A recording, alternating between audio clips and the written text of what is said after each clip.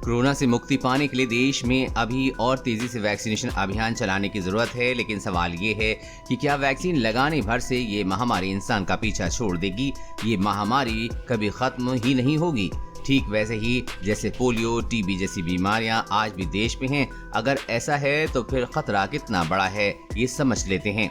जब बीमारी एक छोटे इलाके में फैलती है तो उसे आउटब्रेक कहते हैं। ये स्टेज कैसे एपिडेमिक, पेंडेमिक और एंडेमिक में बदलती है। जानकारों के मुताबिक जब कोई बीमारी 6 अलग अलग स्तर से गुजरती है तब जाकर वो पेंडेमिक यानी कि वैश्विक महामारी में बदलती है। 5वें स्तर में चेतावनी जारी की जाती है, लेकिन अब माना जा रहा है कि कोरोना इन 6 स्तरों से भी आगे बढ़ सकता है या बढ़ने की राह पर है, और इस स्तर का नाम है एंडेमिक। सफदरजंग कम्युनिटी मेडिसिन के अध्यक्ष प्रोफेसर जिगुल किशोर ने कहा है कि एपिडेमिक एक एरिया में हाई नंबर ऑफ केस हो गए तो एपिडेमिक बोलते हैं। पेंडेमिक हम तब कहते हैं जब एपिडेमिक दूसरे देशों में फैल जाए तो उसे पेन बोलते हैं। बड़ा पेंडेमिक बोल लेते हैं, जैसे कि स्वाइन फ्लू जब एक साथ कई देशों में होती है तो वो पेंडेमिक हो जाती है।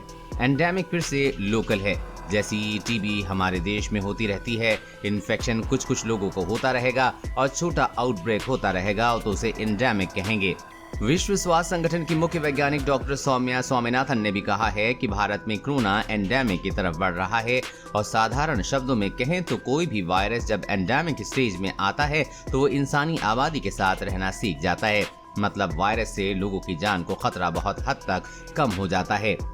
तीसरी लहर की आशंका भी कम है। GNU के डेटा साइंटिस्ट प्रोफेसर शानदार अहमद ने कहा है कि जैसे एक बिल्डिंग या जंगल है, उसमें आग लगी हुई है, तो अगर वो अनकंट्रोल है तो वो कहीं भी फैल सकती है। वो अनकंट्रोल पेंडेमिक की स्टेज है। जो चीजें जल सकती थीं वो जल चुकी हैं। उसके बाद छोटी छोटी आग है, तो उसके आगे वो चीजें नहीं हैं जिससे वो आगे आग पहुंचा सके।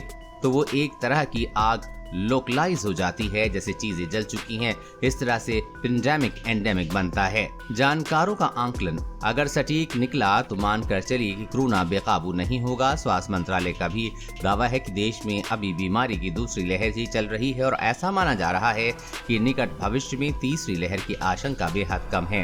कोरोना वायरस और कोरोना वैक्सीन से जुड़ी हर अपडेट पाने के लिए चैनल को सब्सक्राइब करें।